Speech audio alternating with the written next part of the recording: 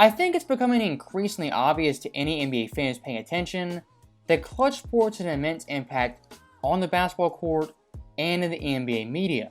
And of course, being run by Rich Paul, one of LeBron's very close friends, it makes you wonder, how much influence does Klutch Sports have when it comes to pushing narratives onto NBA fans?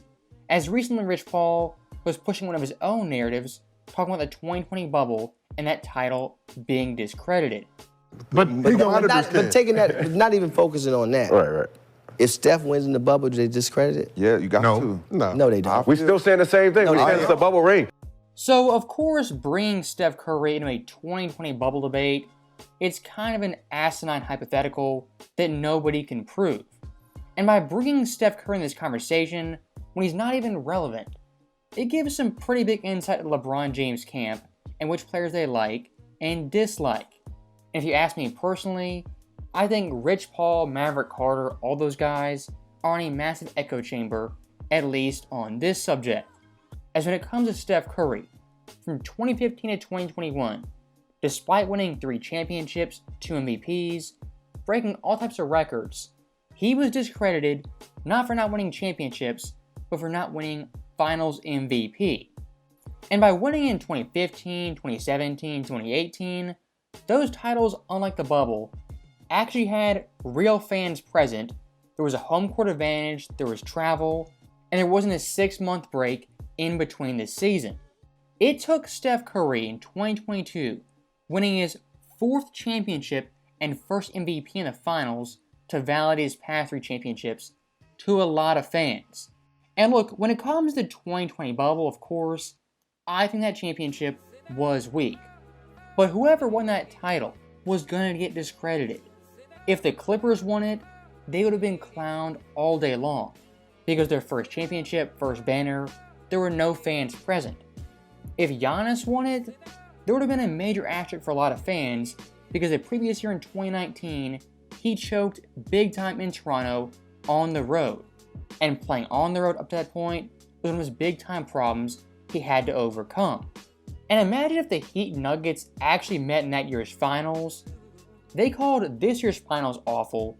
They would have called the 2020 bubble the worst championship of all time and the worst championship series in sports history.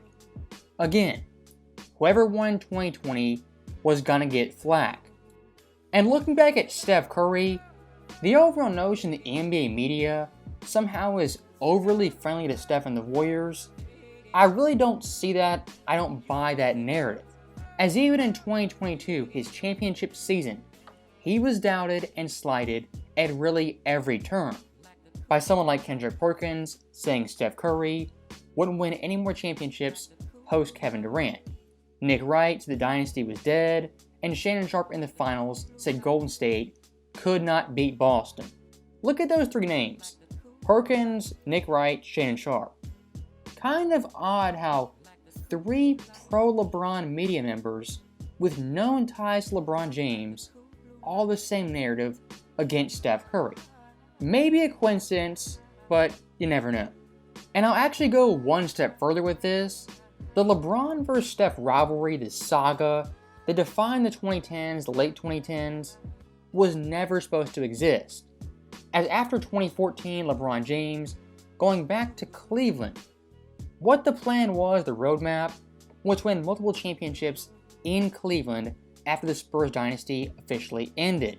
And what someone like Rich Paul, Maverick Carter were expecting is to play Kevin Durant in the finals, the Clippers, maybe James Harden's Rockets.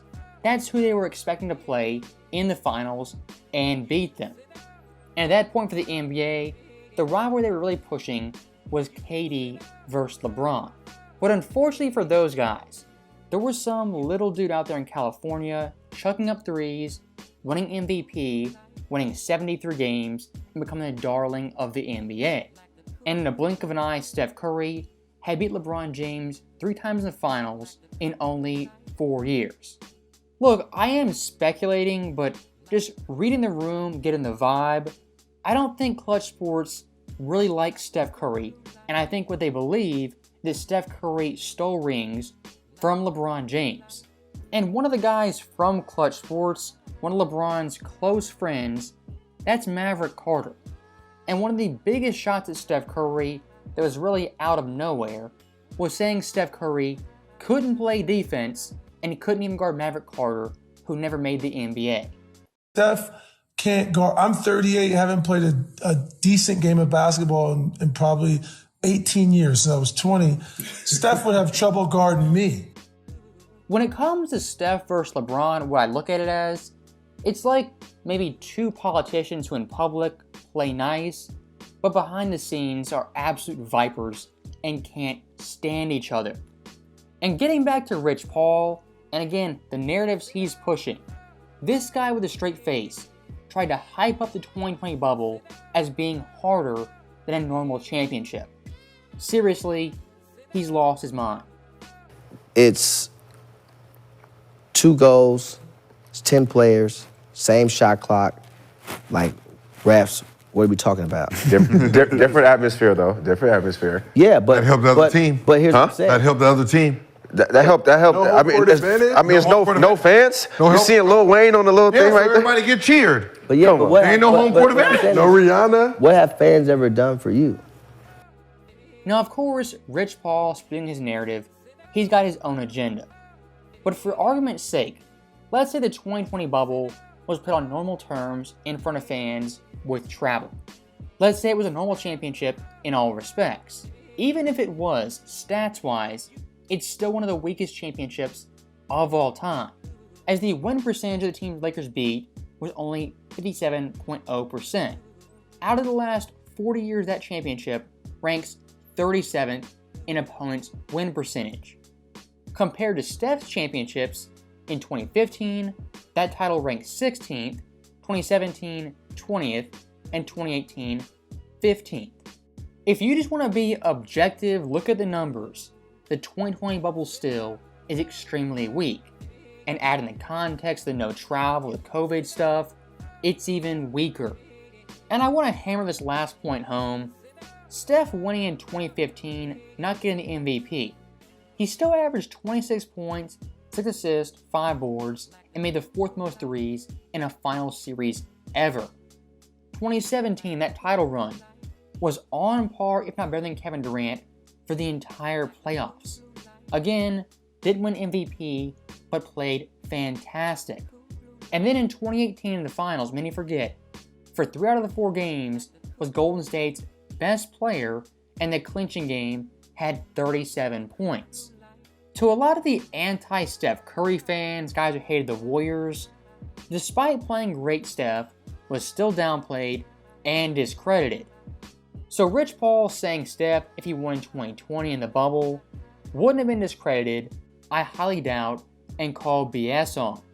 And one more thing I do want to touch on, remember when Maverick Carter was trashing Steph Curry in his defense? Draymond Green actually was on that same podcast and panel. And what did Draymond do? He didn't defend Steph Curry, he was just giggling, laughing, having a great old time. The Klutch Sports influence, it really does run deep. And in last year's playoffs, did anyone notice Draymond? From the first round versus the Kings, the second round versus the Lakers, his overall attitude, mentality to the opposing star players was much, much different. As versus Sabonis, he was stomping on the chest, talking trash, going absolutely nuts. But versus LeBron and AD, it was a complete love fest and no trash talking whatsoever. It is pretty fascinating to think how much influence Klutch Sports has and how much they hate Steph Curry and the Golden State Warriors. And look, if these guys were smart, trying to boost LeBron James up as the GOAT, what I would do personally, I would uplift Steph Curry, make LeBron's competition look even better than it was. But unfortunately for these guys, they dislike Steph so much, they can't even do that. So that right there is the end of the video. As always, thank you guys for watching, hope you enjoyed it. I'll see you next time.